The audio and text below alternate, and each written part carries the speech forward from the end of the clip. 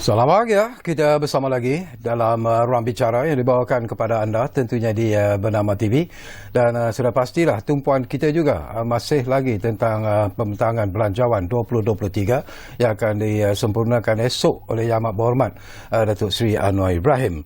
Dan ini juga merupakan belanjawan pertama Kerajaan Perpaduan dan kita juga sebenarnya akan berbincang tentang belanjawan 2023 atas topik menangani kos sara hidup. Dan kita ada tetamu yang cukup istimewa, yang lama sebenarnya tidak bersama saya di studio Ruang Bicara ini. Tetapi hari ini Alhamdulillah kita dapat bersama semula dengan tetamu yang cukup istimewa ini. Baiklah, topik yang kita pilih seperti yang saya katakan ialah belanjawan 2023 menangani kos sara hidup. Dan tetamu yang sudah pun bersiap sedia bersama saya di studio, kita ingin mengucapkan jutaan terima kasih dan selamat datang semula kepada Yang Berhormat Senator Hajah Fauziah Saleh yang merupakan Timbalan Menteri Perdagangan Dalam Negeri dan Kos Sara Hidup. Jadi YB, apa khabar? Baik, Alhamdulillah. Lama kita tak bersama YB. Ya, lama sejak PKP. PKP, ya. Betul. Dan kami juga di Ruang Bicara ini ingin mengucapkan setinggi-tinggi tahniah kepada YB lah kerana telah pun dilantik semula dalam Kabinet Malaysia di dalam Kerajaan Perpaduan ini. Ya, terima kasih Syarkawi. Ini satu amanah yang berat. Betul. Kerana ini adalah kementerian yang sentiasa di bawah teropong dan dinanti-nantikan, diteliti oleh rakyat. Ya? Betul.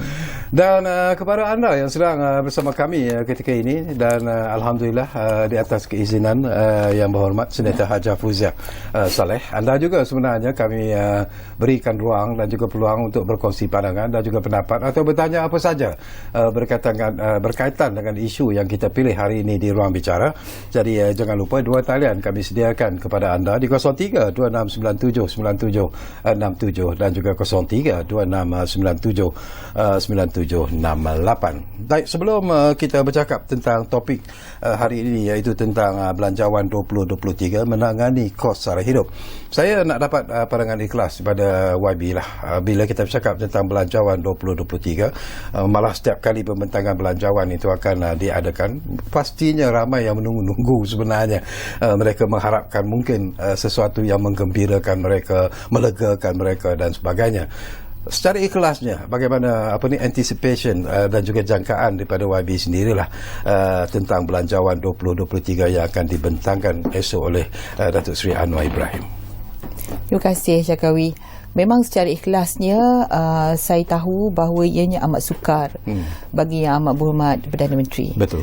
Kerana kita dalam keadaan ekonomi yang baru mahu mula dipulihkan ya selepas pasca COVID dan juga keadaan apa orang kata yang begitu mencabar dengan hutang negara dan sebagainya. Juga kategori miskin dan B40 tu sudah bertambah ya. Jadi lebih kurang B60 ataupun B70 ya. Jadi ini begitu mencabar sekali dan saya rasa ia memang bukan sesuatu yang mudah. Akan tetapi saya ada merasakan bahawa Datuk Seri Anwar Ibrahim akan menumpukan kepada rakyat. Dia merupakan seorang pemimpin yang people centered. Dan mungkin kali ini kita tidak akan dengar berkenaan dengan pembangunan mega. Saya juga rasa mungkin permohonan untuk menambah lapangan terbang contohnya, projek begitu mungkin tidak akan diluluskan. Akan tetapi saya harap sangat dan rakyat juga berharap bahawa akan ada banyak pengumuman yang berkaitan dengan bagaimana nak menambahkan pendapatan rakyat ya, memulihkan ekonomi dan sebagainya. Memulihkan ekonomi dan juga terutamanya lah bila kita bercakap tentang menangani kos sara hidup. Dan sudah pastilah sekarang ni pun yang menjadi tumpuan tentunya lah Kementerian Perdagangan Dalam Negeri dan Kos Sara Hidup. Dan ini bagi saya merupakan satu cabaran yang cukup hebat sebenarnya kepada kementerian ini. Jadi apakah perancangan yang telah pun disusun atur oleh kementerian sendiri dalam usaha untuk melegakan rakyat yang sedang menghadapi pelbagai cabaran bila kita bercakap tentang kos sara hidup ini, YB? Ya, kita lihat bahawa kita akan beri tumpuan kepada 3 perkara utama. Perkara yang pertama, tanggungjawab kami sebagai Kementerian Dalam Negeri perdagangan dalam negeri untuk merancakkan perdagangan dalam negeri kita akan menggunakan kita punya kapasiti dan segala platform yang ada di dalam kementerian untuk merancakkan pembangunan perniagaan ini Contohnya kita akan memberi tumpuan kepada membangunkan ekonomi di kalangan rakyat-rakyat yang B40 contohnya. Bagaimana kita boleh membantu mereka mendaftarkan perniagaan mereka. Bagaimana kita boleh menawarkan contohnya franchise mampu milik. Ini yang kita tengah susun. Franchise mampu milik Syakawi seperti contohnya mampu milik ni kalau bawah RM50,000. Kalau tu mampu milik bawah RM100,000. Maaf, mampu milik bawah RM100,000. Sebab selalu franchise tidak mampu. Kalau orang biasa-biasa ada RM500,000 baru boleh buka franchise. Tapi kita sudah rangka satu program franchise mampu milik bawah RM100,000. Dia boleh ada program franchise pendidikan contohnya. Bagaimana kita nak bagi tuition di rumah contohnya. Tapi ada package dia. Kemudian kita juga membangunkan franchise micro. Franchise micro ni Syakawi di bawah RM50,000. Jadi bagaimana kita boleh membantu anak muda? Kita sedang berusaha. Saya harap sangat ada pengumuman nanti berkenaan dengan grant-grant yang kita boleh berikan kepada anak-anak muda yang untuk mereka memulakan perniagaan. Kelebihan franchise ini ialah di mana dia jadi business owner terus. Dia tak perlu melalui apa orang kata kegagalan yang biasa-biasa orang lalui. Nak test lah, nak betulkan katalah makanannya, resepinya lah, sistem accountnya lah dan sebagainya. Semua telah disediakan. Jadi kita juga harap ada satu pengumuman berkenaan dengan peruntukan untuk membangunkan franchise mikro ini supaya mungkin ini memberi peluang pekerjaan kepada suri rumah, kepada anak muda yang baru habis belajar dan sebagainya. Jadi inilah antara program-program untuk membangunkan perdagangan, insya-Allah. Bila YB sebut tentang franchise ini YB, semalam kebetulan saya berkesempatan jugalah dalam program Ruang Bicara ini membawa mereka yang terlibat sebagai usahawan-usahawan kecil dan sederhana ataupun PKS ini. Apa yang mereka bangkitkan ialah kesukaran mereka sebenarnya untuk mendapat grant, mendapat bantuan keuangan, pinjaman dan sebagainya. Jadi apakah dalam franchise ini nanti mungkin kelonggaran itu akan dibuka, ruang itu akan dibuka dan ini mungkin akan memberikan satu perkhabaran yang menggembirakan mereka yang mungkin ingin terlibat dalam bentuk franchise ini sebenarnya, YB. Okey, Syakawi. Franchise ini di bawah KPDN. Di bawah kami. Dia punya dari segi dia punya pembiayaan, kita ada dua jenis. Satu ialah pembiayaan, maksudnya dia boleh pinjaman dan dibayar balik. Satu lagi ialah berbentuk grant. Jadi grant ini juga kita haraplah kita boleh dapat peruntukan untuk menawarkan grant. Kita ada membuat permohonan kepada Menteri Keuangan supaya dia memperuntukkan sedikit grant. Jadi grant ni tak payah bayar balik. Cuma kita panggil matching grant. Dia perlu bayar 10% dan kita bagi grant 90%. Katakanlah kalau franchise micro tu dia bayar RM5,000. Tapi di kalangan mungkin anak muda ini pun susah, Syakawi. Jadi kita juga akan go the extra mile, mungkin akan matchingkan dengan pusat zakat contohnya, supaya yang 10% itu boleh dibiaya oleh pusat zakat. Saya juga sedang melibat urus dengan kementerian-kementerian yang lain yang ada peruntukan, contohnya Kementerian Wanita ada peruntukan usahawan wanita, Kementerian Usahawan ada peruntukan untuk usahawan. Jadi tapi kami jaga franchise, jadi kita boleh apa orang kata bergabung tenaga, tak boleh lagi kerja bersendirian kementerian-kementerian kita punya kementerian saja. Kita mesti bekerjasama, whole government approach, Syakawi, di dalam menangani isu ini. Tapi dalam usaha untuk mendapatkan kelulusan untuk terlibat dalam bisnes franchise seperti ini, apakah akan diberi satu kelonggaran yang istimewa sebenarnya? Itu pun persoalan yang sering dibangkitkan. Mereka bimbang perkara itu akan berbangkit apabila mereka ingin menceburkan diri dalam franchise. Saya bagi satu contoh, Syarikawi. Kalau franchise mampu milik ni, dia bawah RM100,000. Baru-baru ini kita KPDN meluluskan satu franchise homegrown, maksudnya daripada Kuantan. Saya sendiri pergi tengok nasi ayam papa. Nasi ayam papa ni dia mengambil masa 10 tahun untuk mendaftarkan franchise. Daripada mula dia berniaga sehinggalah dia yakin ya dengan produk kualiti dia dan sebagainya, dan dia mendaftarkan franchise tersebut. Dia jadi franchisor. Jadi dia ada beberapa perkara yang dia berapa package yang dia tawarkan. Dia tawarkan kedai yang mungkin dalam 500,000, tapi dia juga menawarkan kios. Jadi kios ni mampu milik 98,000 saja. Ya, jadi mungkin seorang suri rumah ya, kalau dapat pembiayaan, dia mampu buka ni. Jadi kios ni pula mungkin boleh buat kat food court dan sebagainya. Jadi di situ insya-Allah bolehlah kita bantu dia untuk mendapatkan apa orang kata kerjasama dengan PBT ya, untuk mendapatkan tempat dan sebagainya. Jadi kita akan cuba melihat kepada ekosistem yang menyeluruh. Bukan setakat ni ambil buat sendiri, tak. Ya, sebab dengan franchise itu sendiri dia ada hand holding. Hand holding tu supaya orang the franchisor akan hold hand the franchisee. Sebab dia dah lalui, dia dah ada seluruh sistem tu, dan kita pun pilih juga franchisor yang betul-betul nak hold hands, supaya dia boleh bimbing sehinggalah franchisee ni berjaya. Jadi kita cuba fikir semua masalah yang mereka mungkin hadapi, insya-Allah ya, kita akan cuba bantu. Okey, menarik. Baik, kita pergi kepada topik yang menjadi pilihan kita ya, tentang menangani kos sara hidup. Ini pun merupakan satu isu macam kita sebut di awal tadilah, YB ya, bukan merupakan satu isu yang mudah sebenarnya, walaupun tetapi sesuatu yang harus kita banggakan ialah Kementerian KPDN sendiri sebenarnya telah pun melakukan ataupun mengambil langkah-langkah yang cukup positif ke arah membantu rakyat menghadapi situasi kos sara hidup yang semakin meningkat, semakin mencabar ini. Jadi barangkali elemen terpenting dalam bajet nanti yang dirangka untuk menangani kos sara hidup ini. Okey, dia ada dua perkara. Dia memerlukan strategi serampang dua mata.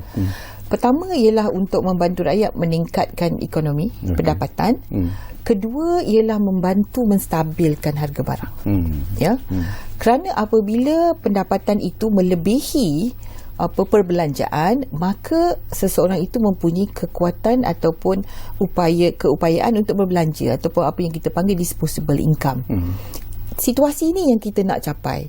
Kerana kalau kita tak ada kuasa berbelanja ataupun lebihan untuk apa orang kata disposable income, di sini kita bermasalah. Sebab itu kami ni dalam keadaan sukar, Syakawi, kerana kami di hujung rantaian bekalan. Di hujung rantaian bekalan. Ya, sebab kementerian lain yang menjaga bekalan ini ya. Dan Syakawi, kos sara hidup ini pula kita klusterkan, ada 6 kluster. Kita melihat dari sudut multidimensi, bukan setakat makan minum sahaja. Kita juga melihat kos sara hidup ni dari segi kos perubatan, kos pengangkutan, perumahan, utilities, pendidikan, ya. Dan ini semua termasuk di dalam pendekatan multidimensi kos sara hidup. Jadi kami bertanggungjawab untuk melihat kesemuanya. Ya. Melihat kesemuanya, dan di sinilah kami memainkan peranan dalam Majlis Tindakan Kos Sara Hidup.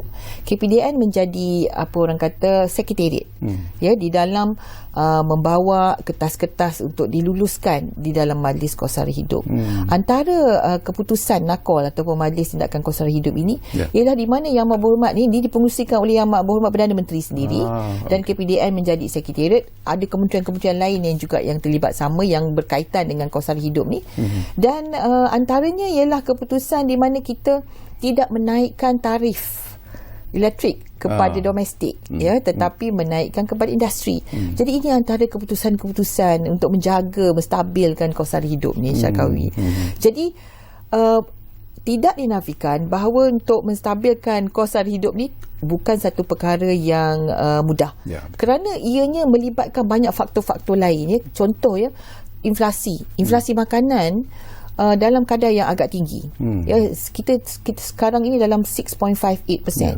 Ya, tetapi kita banyak faktor-faktor global yang mempengaruhinya. Jadi bukan semata-mata kadang-kadang orang marah kenapa tak boleh kawal harga barang? Kenapa tak boleh kawal harga barang? Sebenarnya kita kawal bukan semua. Kita tak boleh kawal semua. Ya, tak mungkin kita boleh kawal semua. Kita memahami kesusahan rakyat, maka harga ayam kita kawal. Ada harga ceiling. Ada subsidi lagi. Harga telur kita kawal. Harga minyak masak paket kita kawal. Harga petrol kita kawal. Jadi basic ni kita kawal. Ya, tetapi ada orang marah kenapa sayur tak kawal dan sebagainya. Tapi tidak mungkin kita boleh kawal kesemuanya di dalam pasaran terbuka ni. Tapi untuk menstabilkan dan kita tahu keperitan dan kesusahan rakyat tu, kita kawal. Dari segi bekalan pula, kadang-kadang timbul juga masalah sebenarnya. Bekalan yang tidak mencukupi dan sebagainya. Dan baru-baru ini pun terdengar berita-berita yang mengatakan menjelang bulan Ramadan nanti mungkin bekalan telur akan menghadapi masalah dan sebagainya. Apakah KPDN sebenarnya melihat isu-isu ini sebagai perkara-perkara yang cukup penting dalam usaha untuk mengawal ataupun membantu kos sara hidup rakyat itu sentiasa berada dalam situasi yang terkawal? Tentu sekali ya, sebab itu penguatkuasa bahagian penguatkuasaan kami bekerja amat kuat ya. Mereka kerja kuat, mereka pergi mengawasi dan memastikan bahawa bekalan itu ada. Okey, kalau kita tengok siapa yang memastikan bekalan itu ada, itu adalah Kementerian Keterjaminan Makanan. Tetapi kalau ianya tak ada di supermarket ataupun di kedai runcit, kita yang kena pastikan ada. Jadi apabila tak ada di pasaran, beritahu buat aduan kepada kami, penguatkuasa kami akan pastikan, akan menelpon pemborong dan sebagainya dan memberitahu kepada pembekal, peruncit dan sebagainya bahawa ada masalah di sini. Dan kita akan siasat dan kita akan pastikan. Jadi bahagian penguatkuasaan ini memang kerja kuat di dalam memastikan bekalan itu ada. Tapi tidak dinafikan juga ada satu ketika tahun lepas di mana kita betul-betul bermasalah berkenaan dengan bekalan telur ya. Tapi insya-Allah sekarang dah mula stabil dan insya-Allah kita yakinlah ianya boleh kita tampung ya. Orang komplain juga pasal berkenaan dengan minyak masak paket ya. Syarkawi, saya nak maklumkan bahawa minyak masak paket ni kita keluarkan 60 juta paket sebulan. 60 juta paket sebulan. Manakala rakyat Malaysia ni populasinya 32 juta ya rakyat. Jadi kalau secara logiknya dia cukup. Akan tetapi minyak masak paket ni dia sebelum ni kita tak ada subsidi bersasar Syarkawi. Oleh kerana dia tidak ada bersasar dan harga dia disubsidi begitu banyak. Harga minyak masak satu paket tu iaitu 1 kilo RM2.5. Harga dalam botol 1 kilo ialah RM6, RM9, RM7. Maksudnya kerajaan subsidi RM4.40. Jadi akhirnya dalam keadaan rakyat susah, mereka semua berebut. Ya, M40 pun berebut, peniaga kecil pun ada juga yang kita dapat aduan yang mengambil kesempatan yang tidak peniaga mikro pun mengambil kesempatan. Jadi ini kita sedang fikir untuk mensasarkan subsidi ini ya, supaya yang betul-betul memerlukan tu akan menikmatinya ya. Ini antara tugas berat kami lah. Okey, bila YB sebut tentang bantuan bersasar, mungkin sesuatu yang perlu kita fikir di sini ialah tentang apa yang disebut sebagai tekanan subsidi yang meningkat versus pemulihan ekonomi negara dan membantu rakyat yang terkesan dengan inflasi. Apakah ini merupakan satu cabaran yang cukup hebat kepada KPDN sebenarnya? Cukup hebat. Tetapi saya boleh katakan Syarkawi bahawa sebelum ini belum ada lagi rancangan subsidi bersasar yang berjaya dilakukan. Jadi kami sudah pun membuat bengkel. Kami pun sudah mulakan proses untuk memulakan proses. InsyaAllah kita harap pertengahan tahun ni kita ada pengumuman berkenaan dengan subsidi bersasar. Pertama, kita kenal pasti produk. Apa produk yang kita nak subsidikan? Minyak ke, petrol ke, ayam ke, telur ke, apa dia? Ya. Kemudian apabila kita dah kenal pasti produk tu Syarkawi, kita perlu pula kenal pasti penerima dia. Siapa yang harus terima? Kalau sebelum ini minyak masak dalam paket polybag itu tidak disasarkan kepada peniaga mikro. Mungkin kalau kita sasarkan subsidi itu kepada peniaga mikro, mungkin ya mereka boleh boleh dibantu di situ. Itu maksud saya kena kenal pasti siapa yang harus jadi penerima. B40, M40, M40 kelas yang 10% ke bawah. Ya, ini kena kenal pasti. Kemudian kena dapatkan database dia. Siapa mereka? Ya, kalau yang penerima bantuan wang tunai itu kita ada 8.7 juta ketua isi keluarga yang kita ada nama mereka yang terima bantuan tu. Tapi kalau kita nak M40 yang kategori bawah, dan mereka ni turun naik pendapatan mereka. Ini satu cabaran yang amat besar. Nak menyediakan tadi produk nak kena pasti okey satu. Sebab subsidi ni Syarkawi tahun lepas saja 2022 87 bilion. 87 bilion yang kita subsidikan. Ini lebih kurang 1/4 daripada bajet negara ya. Kemudian subsidi petrol 33 bilion tahun lepas. Jadi kita nak tengok, kita nak subsidi pada kereta CC yang banyak mana. Kita boleh dapat data tu daripada JPJ. Kemudian kita nak subsidikan pendapatan pula macam mana. Kita boleh dapatkan data itu daripada LHD kan. Kita boleh match.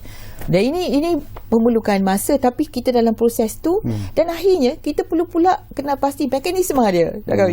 Kita nak pakai e-wallet ke dan sebagainya. Jadi proses itu, tapi kita kena pasti inilah langkah-langkah kita perlu ambil. Kita sudah bengkelkan, kita sudah ada idea bagaimana kita nak buat, cuma tunggu masa saja. InsyaAllah. Okay. Semakin menarik sebenarnya YB, tapi saya juga nak beri ruang dan peluang pada YB untuk berehat dulu buat seketika. Boleh nikmati minuman yang kita sediakan. Dan kepada anda juga, kami juga memberi ruang dan juga peluang seperti yang saya katakan untuk melontarkan apa saja persoalan ataupun berkongsi pandangan dan juga pendapat berkaitan dengan isu yang kita pilih ini. Jadi dua talian kami sediakan kepada anda. Saya ulangi lagi 0326979767 dan juga 0326979768. Kita rehat dulu, kembali semula Ruang Bicara, tentunya Bernama TV. Jumpa lagi.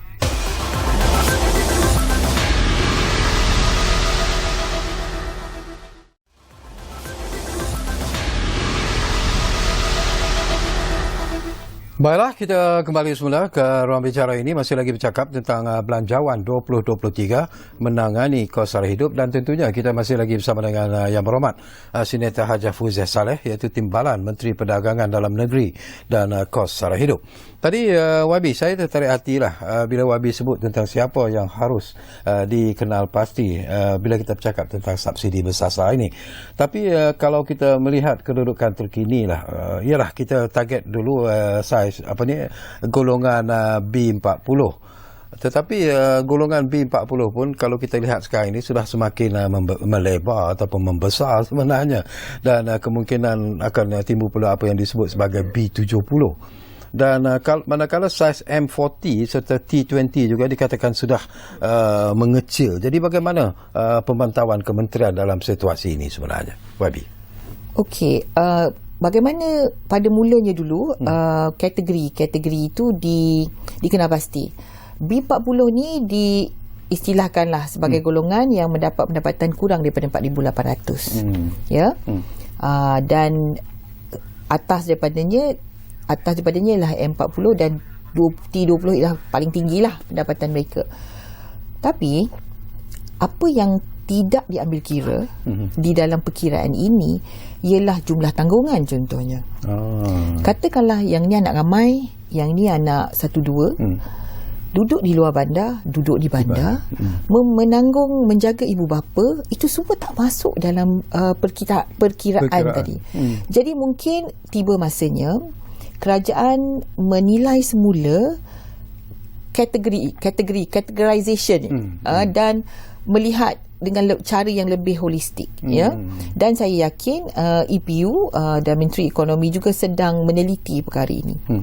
Ya, dan insya-Allah kalau kita boleh lihat lebih teliti, dan saya yakin itu boleh membantu kita untuk mensasarkan lagi bantuan-bantuan kita. Okey, saya difahamkan kita ada pemanggil di talian sekarang ini, Ridwan dari Pulau Pinang. Sudah pun bersiap sedia di talian kami. Assalamualaikum, Duan. Ya, Waalaikumsalam. Ya. Assalamualaikum Tuan Sekali dan ahli panel. Waalaikumsalam. Ini saya ingin bertanya 2-3 soalan lah. Ya. Ini mengenai peniaga, tadi sebut YB dah sebut pasal peniaga kan.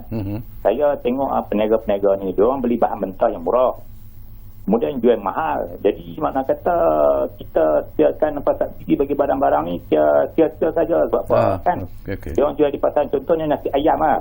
Pasar contohnya RM6. Tapi bila harga ayam murah tak turun pun. Jadi kita minta YB ulas dalam ini kemestiran lah. Okey. Kemudian yang kedua. Yang kedua tadi ada YB dah sebut kan pasal subsidi bersasar lah. Atau untuk golongan B40 dia akan bersasar kepada golongan tertentu lah. Ya. Tapi saya punya pandangan lah, kalau kita bagi subsidi bersasar kepada golongan yang tak kira lah B40 ke M40 ke C20, sebab apa?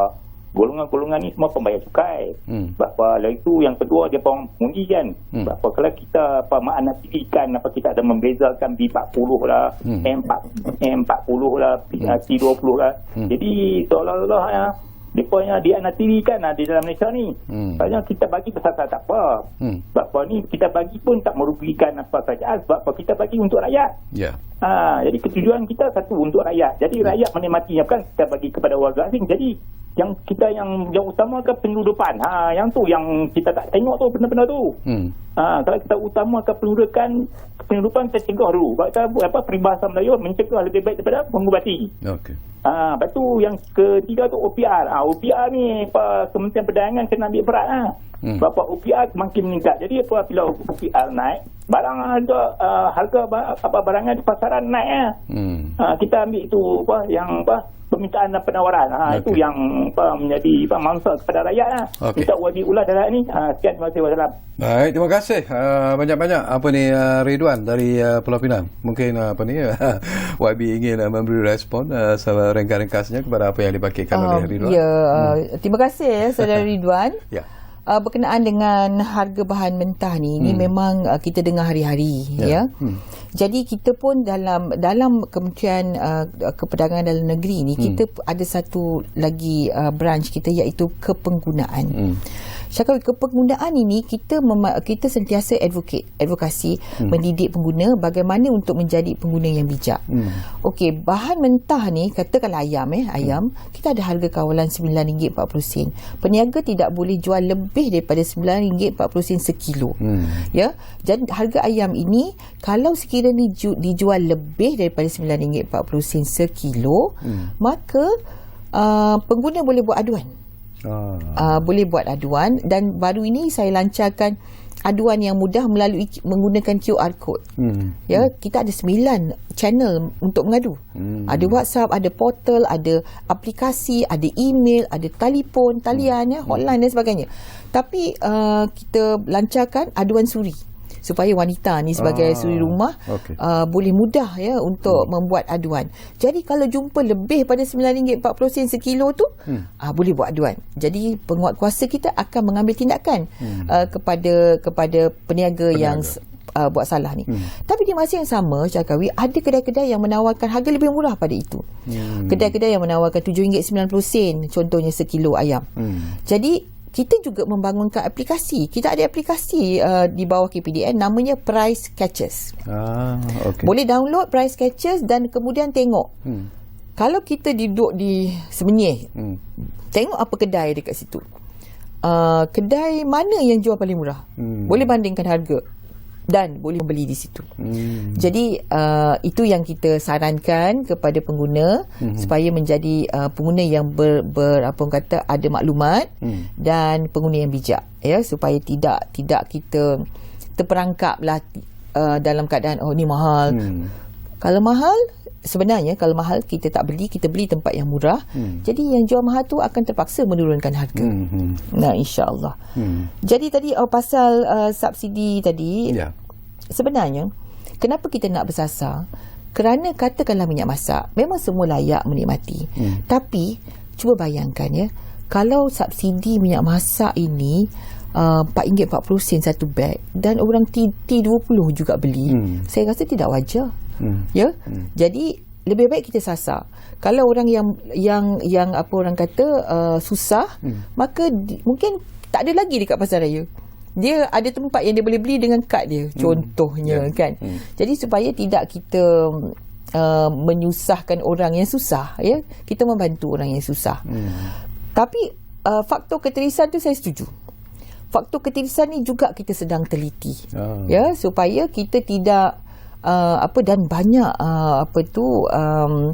penguatkuasaan kita yang telah berjumpa dengan kesalahan-kesalahan ini, ya, dan mengenakan tindakan undang-undang ke atas mereka yang bawa keluar ke. Dia ada banyak cara mereka perkara ini boleh tiris, dan kita juga mengkaji secara detail bagaimana kita boleh menyekat keterisan ini daripada berlaku. Syakawi. Okey, yang dia bangkitkan yang soal yang ketiga tadi adalah tentang ialah OPR yang sebelum ini diumumkan akan dinaikkan tetapi akhirnya tidak. Jadi mungkin ianya tidak memberi. Tapi apakah kalau kenaikan OPR itu dilaksanakan ianya akan memberi impak kepada harga barang secara keseluruhan? Dia tidak memberi impak dia macam ni, ya. Kadang-kadang peniaga menggunakan alasan ya untuk menaikkan harga barang apa saja sekalipun. Yalah, ya. Sebab itu kita di KPDN sentiasa memantau, dan bagi pihak kami sebagai Sekretariat NAKOL, Majlis Tindakan Kos Sara Hidup Negara, kita cuba sedaya upayalah untuk kawal perkara ini sebab kita tahu rakyat susah. Ya, selagi ekonomi kita belum berkembang, selagi pendapatan isi rumah itu belum meningkat, ya, macam saya kata tadi, kemampuan berbelanja itu ataupun disposable income itu belum cukup mampan, kita perlu kawal sedikit lah. Okey. Baik, kembali tentang persoalan yang disebut tadi oleh YB sendiri lah. Ini tentang membantu mereka yang susah.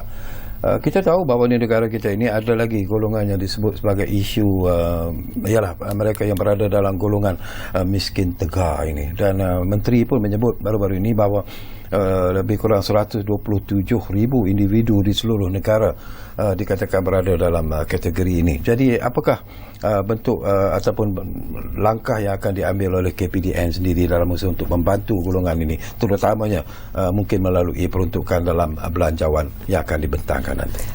Apa yang kita ingin lihat, ya. Dan saya tahu juga bahawa Yang Amat Berhormat Perdana Menteri juga merasakan perkara ini penting.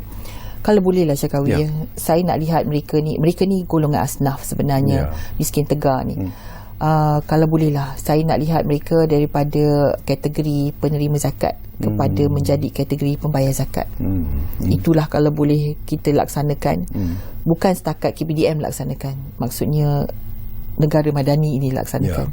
Ya, dengan sifat ihsan kita, sifat kasih sayang kita, sifat rahmah kita tu, kita bantu mereka, ya, dengan menggunakan segala instrumen yang ada, sama ada zakat ke, wakaf ke, dan sebagainya, CSR ke, ya, untuk supaya mereka dapat keluar daripada kemelut ini. Itulah harapan saya, tapi ini bukan sesuatu yang mudah.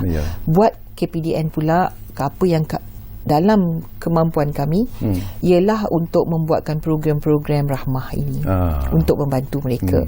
Yang pertama, kita bantu mereka dari segi menu rahmah, jualan rahmah, kita bawa kafe rahmah ke universiti, ya, dan juga kita sudah memperkenalkan pakej rahmah.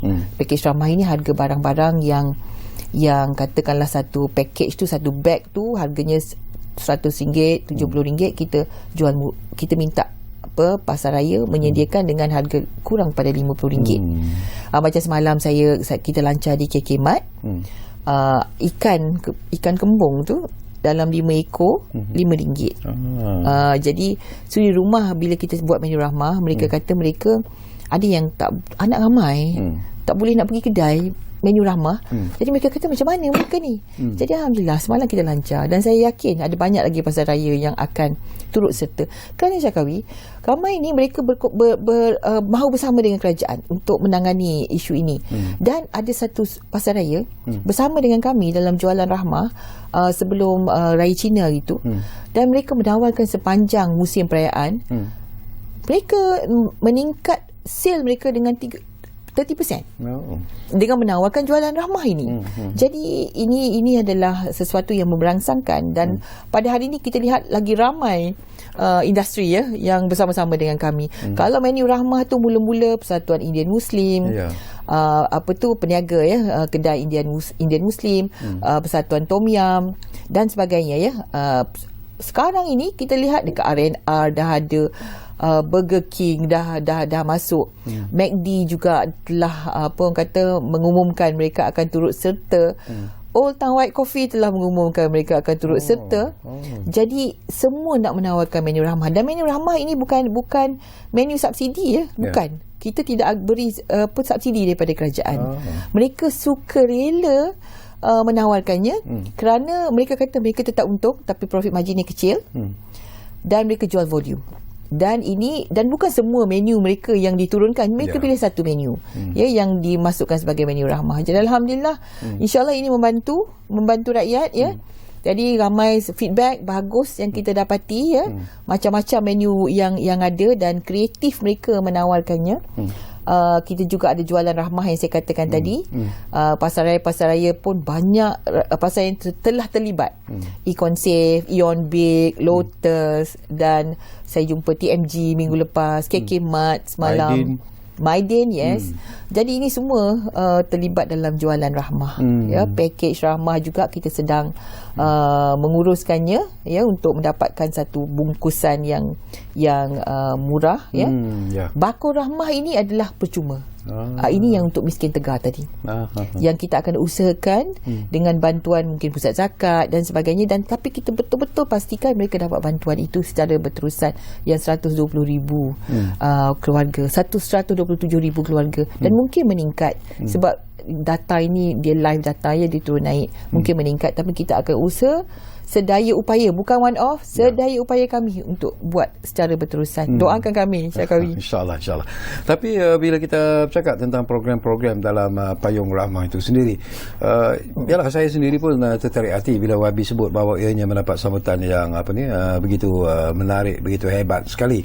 Tapi macam Wabi juga menaruh harapan bahawa ianya bukan program jangka pendek sebenarnya, tetapi ianya ingin diteruskan mungkin untuk jangka masa yang begitu lama, dan akhirnya mungkin akan memberikan sesuatu yang cukup menarik kepada rakyat jelata, terutamanya golongan-golongan yang memerlukannya. Betapa kuat keyakinan yang ada kepada YB dan juga kepada YB Menteri sendiri di kementerian sendiri bahawa program payung rahmah ini akan diteruskan untuk jangka masa yang panjang. Okey. Tadi saya katakan bahawa kita ada strategi serampang dua master. Iaitu pertama untuk mengawal kos hidup tadi, dan kedua untuk meningkatkan pendapatan. Jadi kita ada dua brand dekat KPDN ni, Syakawi. Satu ialah rahmah, iaitu payung rahmah yang menaungi semua program-program rahmah kami. Kedua, kita ada daya. Daya ini adalah program kita untuk mengupayakan orang ramai. Maksudnya dengan program-program di mana kita membangunkan perniagaan. Contoh yang kita sedang bangunkan, Rezeki Suri. Okey. Bagaimana kita nak bantu suri rumah untuk menjadi peniaga.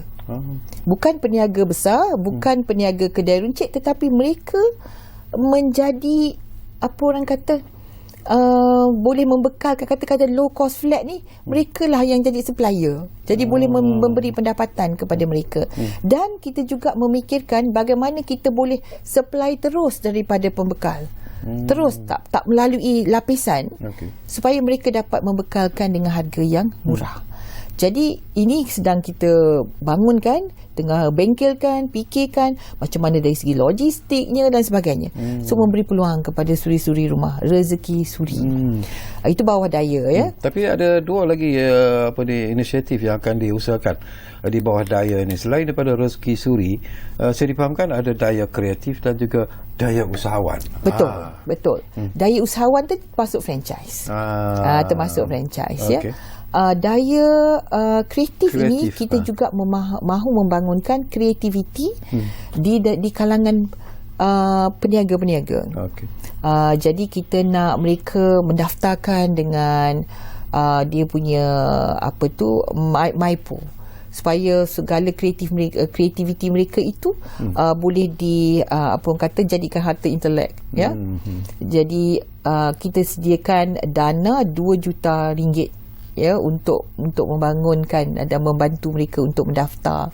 Jadi itu juga kita mahu lihat lebih banyak businesses ataupun perniagaan yang bersifat begitu, yang bukan biasa-biasanya. Juga kita akan berikan tumpuan. Okey, kita akan sambung lagi YB, tapi mungkin ada baiknya juga kalau kita berehat sekali lagi buat kali terakhir, dan kembali nanti walaupun masa semakin suntuk, tapi ada lagi persoalan-persoalan menarik yang mungkin sempat saya kongsikan bersama dengan tetamu kita di studio, YB Senator Hajah Fauziah Saleh. Kita rehat dan kembali semula selepas kita berehat hanya buat seketika. Jumpa lagi.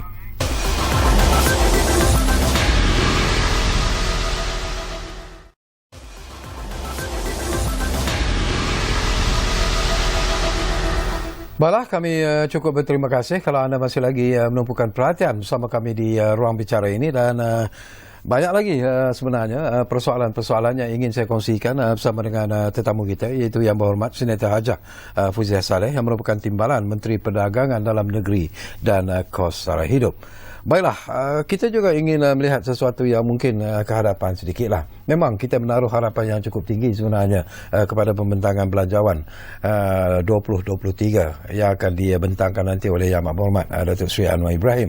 Tetapi mungkin segala apa yang kita inginkan, seperti apa yang kita harapkan sebenarnya bila kita bercakap tentang menangani kos sara hidup ini, mungkin tidak akan dapat dipenuhi ataupun disempurnakan sebaik-baiknya dalam belanjawan nanti. Tetapi walaupun sekiranya tidak ada cadangan-cadangan ataupun usul-usul menarik dalam belanjawan nanti, apakah KPDN sendiri sebenarnya sudah ada rangka-rangka ataupun kerangka dalam usaha untuk membantu rakyat jelata menghadapi situasi ekonomi yang mencabar ketika ini, Datuk? Ya, insyaAllah, Syakawi, seperti saya katakan tadi, kita punya plan untuk 2023 ni.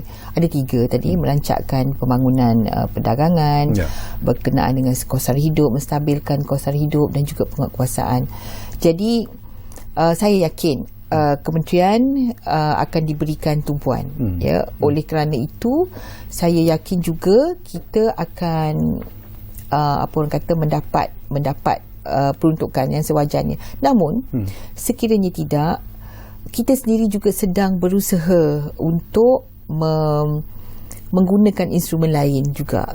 Saya bagi satu contoh, sekarang ini sedang diusahakan dan akan dilancarkan tak lama lagi, berkenaan dengan bagaimana kita nak membangunkan semula food bank kita. Sebelum ini food bank di bawah KPDN telah dilancarkan pada tahun 2018 ya. Dan kita ada food bank di 28 universiti. Jadi kita sedang dulu sebelum ini, food bank di universiti ini mendapat sokongan daripada industri, di mana industri membekalkan barangan kepada para pelajar supaya mereka tidak lapar. Kita sedang berusaha untuk linkkan pula dengan industri perhotelan.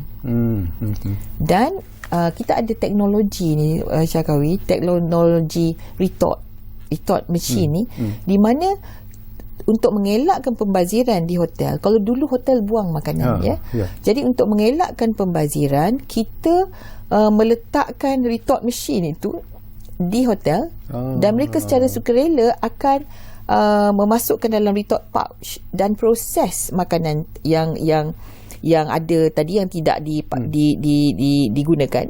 Ya, kadang-kadang mereka buat 3 tray untuk catering, tapi pakai 2 tray. Yang 1 tray itu boleh kita pack dalam retort pouch ni, dan retort pouch ni menggunakan teknologi dia macam Brahim tu.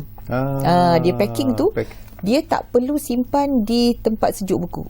Dia hanya simpan di shelf dan boleh tahan 2 tahun. Jadi kita lihat ini boleh kita gunakan untuk memberi makanan kepada pelajar yang susah, supaya mereka tidak kelaparan, mereka boleh belajar dengan baik ya. Dan kita juga boleh melibatkan orang ramai, CSR dan sebagainya, untuk memberi sumbangan kepada hotel-hotel. ya untuk retort machine ini. Jadi kita kena gabungkan Syakawi semua apa yang ada. Dan esok juga saya akan berjumpa dengan satu kumpulan mahasiswa yang nak berbincang bagaimana mereka boleh kolaborasi menjadi rakan strategi kepada KPDN, bagaimana nak lihat kepada pembaziran bazar Ramadan pula. Bagaimana kita boleh tidak berlaku pembaziran tersebut ya. Jadi kita juga sedang libat urus tentang perkara tersebut. Dan kita ada pada tahun 2020 kita menggazetkan satu akta keracunan makanan. Di mana dulu hotel tak boleh bagi sebab kalau apa-apa berlaku mereka akan bertanggungjawab. Tapi dengan akta tersebut mereka tidak akan dipertanggungjawabkan. Jadi itu membantu. Dia membantu. Macam saya kata tadi, kalau ada 2 tray untuk catering, 1 tray ni tak pakai, dulu dia orang buang. Jadi kita tak mahu dia orang buang, kita mahu dimanfaatkan insya-Allah untuk orang-orang yang susah ni. Ya, pelajar-pelajar yang mungkin amat memerlukan, dan saya dah banyak buat libat urus dengan pelajar-pelajar, mereka kata mereka memang hargailah kalau dapat makan makanan hotel dan sebagainya. Jadi itu yang kita sedang rancang sekarang. Menarik. Dan bila YB menyebut tentang bulan Ramadan nanti, ialah kebimbangan timbul sebenarnya.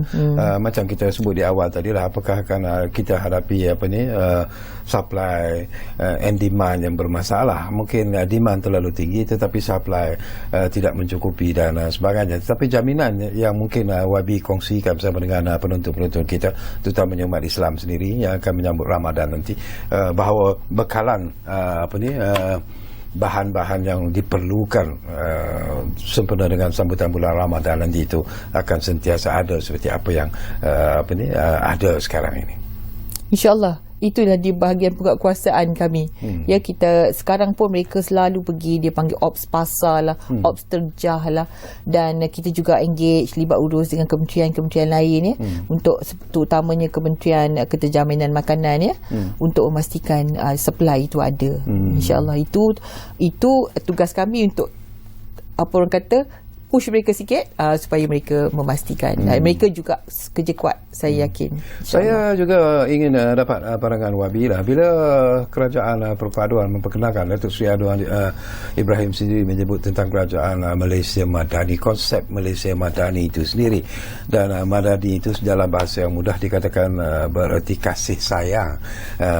Kalau apa yang dapat saya fahami lah. Jadi apakah segala program yang disusun atur oleh KPDN sendiri adalah sebenarnya berasaskan kepada semangat, kepada cita rasa kasih sayang sebenarnya kepada rakyat Malaysia. Ya, Madani ini memang sesuatu yang dekat di hati Datuk Seri Anwar Ibrahim. Dia adalah perkataan yang paling layak ya untuk digunakan, penterjemahan kepada civil society. Sebenarnya negara yang di mana dunia mengiktiraf sebagai negara maju ialah di mana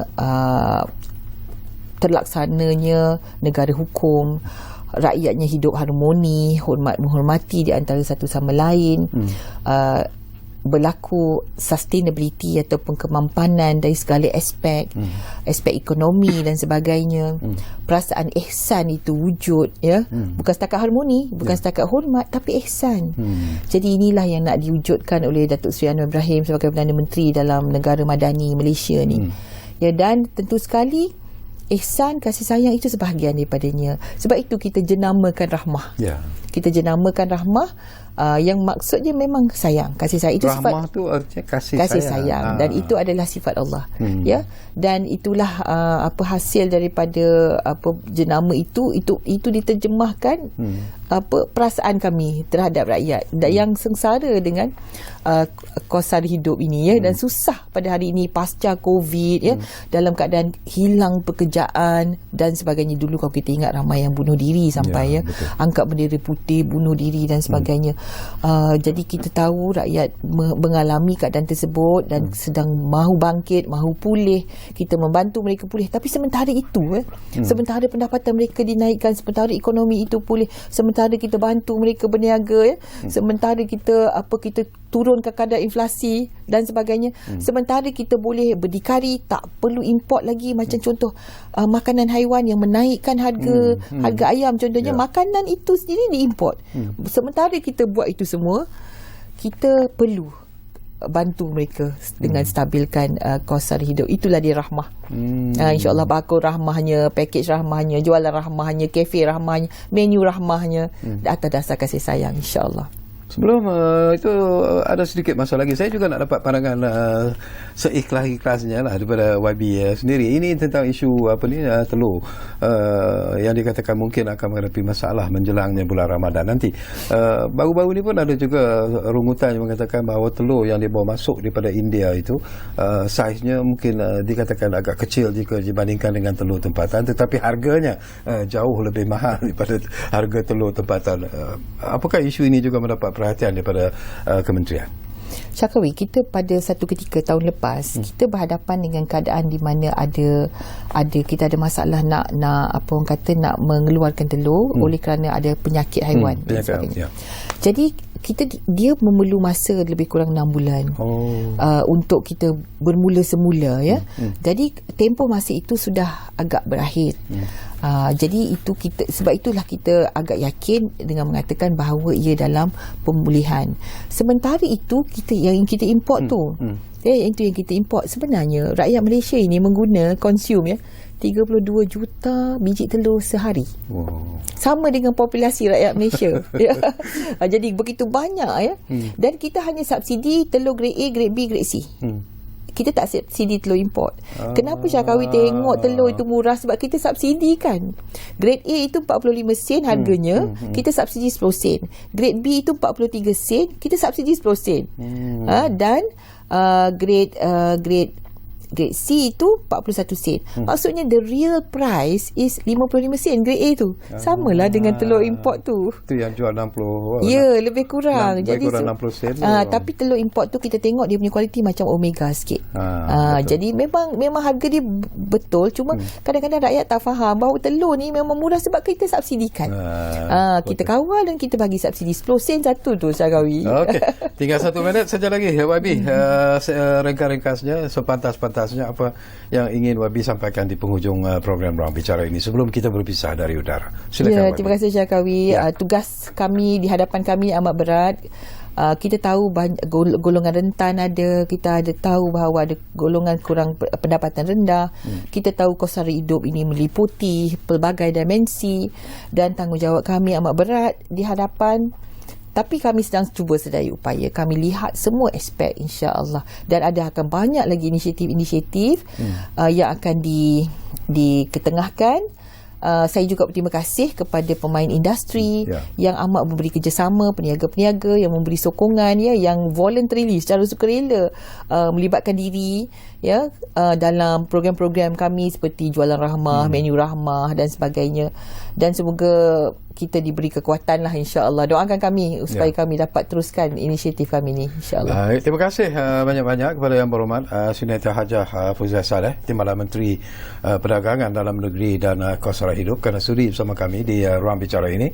Dan kalau YB juga mempunyai harapan yang tinggi, kami sebagai rakyat biasa juga sebenarnya mempunyai harapan yang cukup tinggi juga sebenarnya, menunggu-nunggu tentang Belanjawan 2023 yang akan dibentangkan oleh Yang Berhormat Datuk Seri Anwar Ibrahim. Dan tentunya lah kita mengharapkan bahawa akan ada berita-berita yang mungkin menggembirakan ataupun melegakan rakyat secara keseluruhannya. Terima kasih kepada anda yang menumpukan perhatian bersama kami di Ruang Bicara ini. Dan seperti yang selalu kami janjikan kepada anda, Ruang Bicara akan terus berbicara bersama anda dari masa ke semasa. Kita jumpa lagi. Assalamualaikum. Terima kasih. Terima kasih.